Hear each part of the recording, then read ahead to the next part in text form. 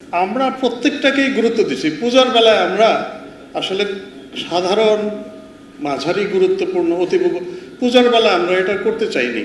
মানে each and every আমরা একবারে হাইয়েস্ট প্রায়োরিটি দিয়ে আমরা দেখতে চাচ্ছি আর কি, কেউই যেন লেফট আউট না হয়। আমাদের মানে সর্বোচ্চ অ্যালার্টনেস এবং সর্বোচ্চ সতর্কতার বাইরে কেউই যেন না পড়ে। নট ইভেন দি একেবারে রিমোট যে পূজা মণ্ডপ গহীন গ্রামে, তাকেও আমরা চাচ্ছি, আমরা ইকুয়ালি গুরুত্বপূর্ণ বিবেচনা করছি। আমরা এখানে আসলে কোনো চান্স দিতে চাই না কাউকে। আমরা সর্বোচ্চ চেষ্টা করছি যাতে সমৃদ্ধি বিনষ্ট না হয়। এখন এর পেছনে নানান ধরনের শক্তি ক্রিয়াশীল থাকে। আপনারা জানেন আমরা একটা ট্রানজিশনাল টাইমের মধ্যে দিয়ে যাচ্ছি এবং অত্যন্ত সামনে আমাদের একটা বড় একটা অনুষ্ঠান, জাতীয় জীবনে আমাদের জাতির জন্য, দেশের জন্য অত্যন্ত গুরুত্বপূর্ণ নির্বাচন।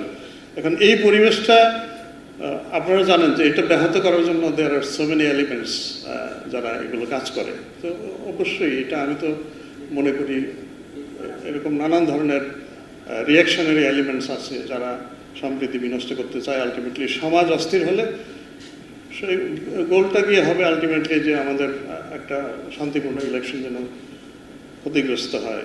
এটাই হচ্ছে হয়তো গোল। আমরা সজাগ আছি এবং আমার মনে হয় যে আমরা যতটুকু সজাগ আপনারা ততোধিক সজাগ। মানে ছোটোখাটো জিনিসও দেখি যে আপনারা অনেক সময় আমরা বলি যে তিলকে তাল করেছেন, কিন্তু ওটা হলে হয় কি যে উই গেট মোর অ্যালার্ট, আমরা তালটা ধরে নিয়েই আমরা দৌড়ে ছুটে যাই। কাজে আপনাদের কাছ থেকেও আমরা মনে করি যে আমরা অনেক বেশি সতর্কতা, সহযোগিতা, অ্যালার্টনেস সব কিছু আপনাদের কারণে আমরা পাচ্ছি।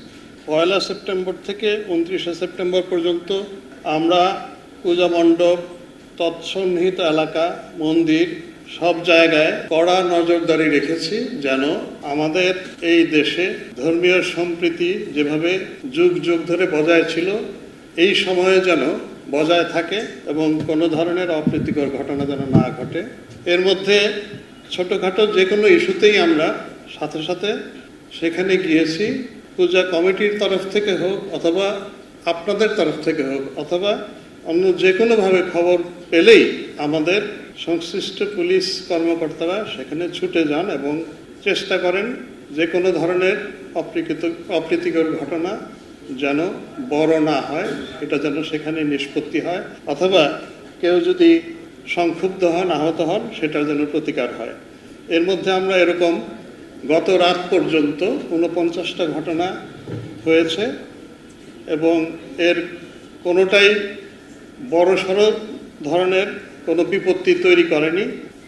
আমরা এর অধিকাংশই শান্তিপূর্ণভাবে নিষ্পত্তি করেছি।